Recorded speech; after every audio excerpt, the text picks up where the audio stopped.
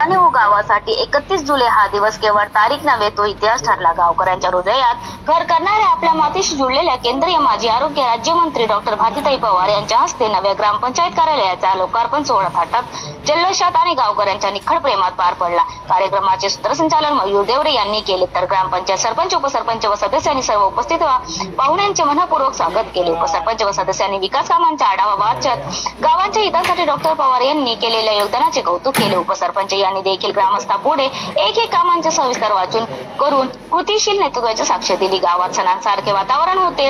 उत्साहाच्या लाटाटाळ्यांचा गडगडाट डोळ्यातून ओसरणारा अभिमान आणि सारं काही का एका ओढीत मावणार. आपली ताई आपल्या गावात डॉक्टर पवार यांनी मंत्रिपदाच्या काळात सभामंडप, डांबरी रस्ते, काँक्रिटीकरण, ग्रामपंचायत इमारत यासह 2 कोटी रुपयांचा निधी मंजूर करून कुंडाने होत गावात विकासासाठी एक गती दिली. हे आकडे नाहीत, गावात वरचं प्रेम आणि अस्सल आपुलकीचे दर्शन आहे असं भावुकतेने सांगत माजी सभापती बळीराम देवरे यांची गर्जना गावात कधी गैरसमज होते, पण ताईंनी जे दिलं त्यांची सर नाही, त्या आपल्या हक्काच्या आहेत आणि आता त्यांना आपली साथ हवी. या घोषणेनंतर सभागृहात टाळ्यांचा थरात उसळला. माजी सरपंच सरावन आहेर, नेतृत्व म्हणजे खुर्ची, सत्ता नव्हे, प्रत्येक एका वक्ता एकच सूर आढळत होता. नेतृत्व म्हणजे खुर्ची नव्हे, ती ताई आहे जी माणसात मिसळते, जी गावाच्या वेदना समजून घेते आणि त्यावर उपाय शोधते. शेवटी मंचावर उभी राहून डॉक्टर भारतीताई पवार म्हणाले की मी आज मंत्री नाही, तरी तुम्ही जे प्रेम दिलं ते माझ्या आयुष्याच्या ठेवा आहे.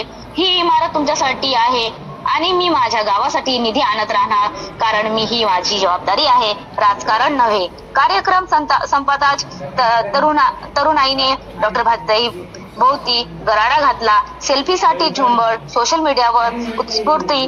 ही इमारत केवळ सिमेंटची नाही, ती श्रद्धेची वास्तू आहे.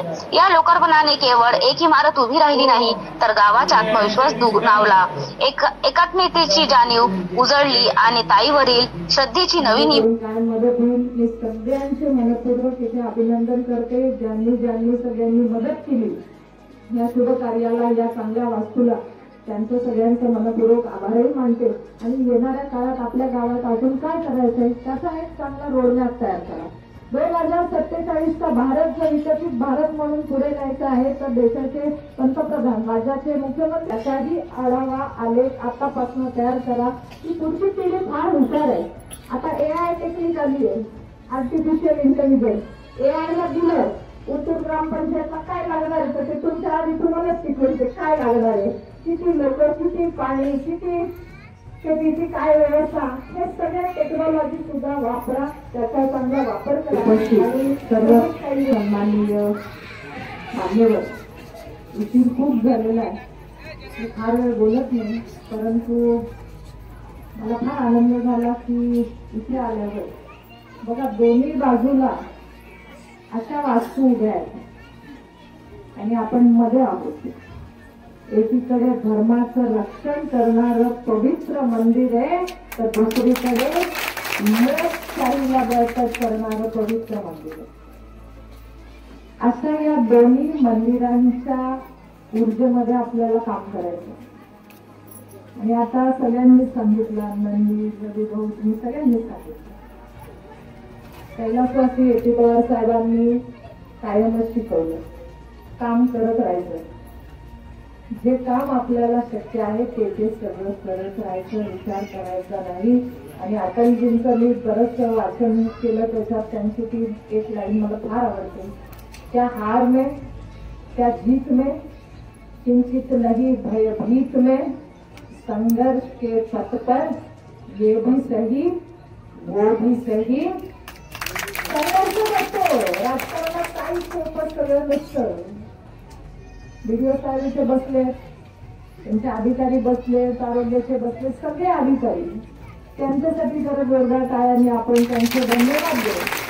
धन्यवाद का द्यायचे, कारण की जेव्हा कागद पुढे जातो तेव्हा सरकारपर्यंत तो कागद पोहोचतो, मग तो निधी. आपण इथून किती जरी फोन केले रवी भाऊ तरी फोनवर काम,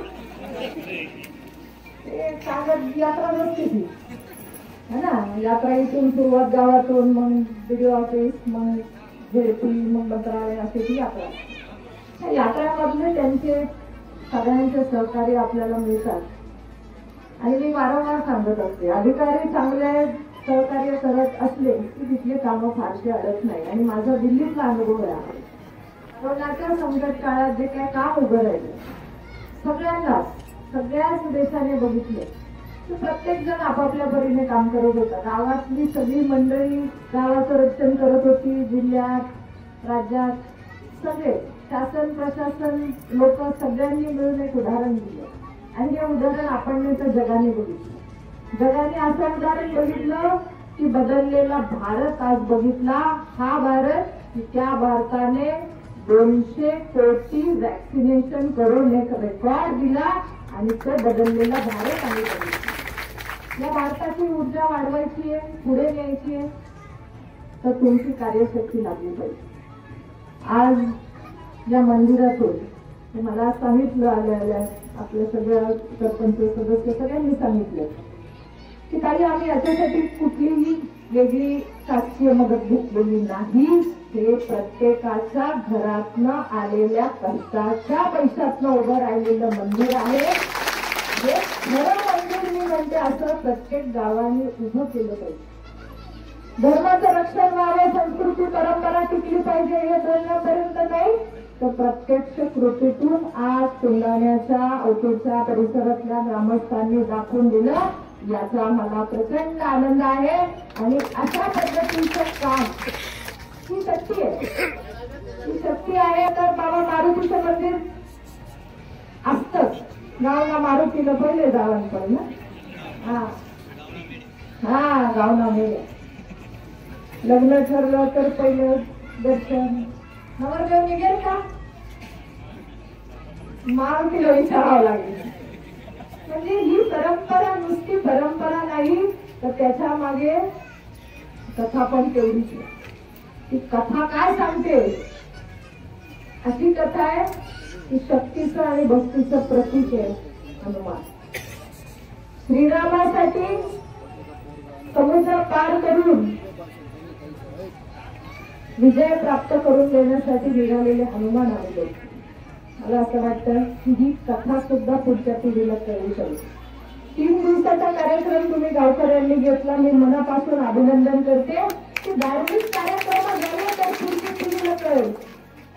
नाही तर मग चालू द्या टीव्ही, व्हॉट्सअप, काय फेसबुक, काय इंस्टाग्राम मशीन आहे ना. मशीन बी पाहिजे तेवढं बरं आहे. नाही तर मग काय खरं नाही. हे बघा, हे लक्षात ठेवा. हे तुम्हाला वापरताय का तुम्ही त्याला वापरताय है ना. नाही तर मग फार घरातून आता घरी बसलेले तरी फोनवर चालतात. तरी फोनवर पहिल्या मजल्यावरून दुसऱ्या मजल्यावर फोन चालतो. आज काय करायचं स्वतः जेवण आपण वेळ नाही फोनवर विचारतात. आता भयानक परिस्थिती आहे.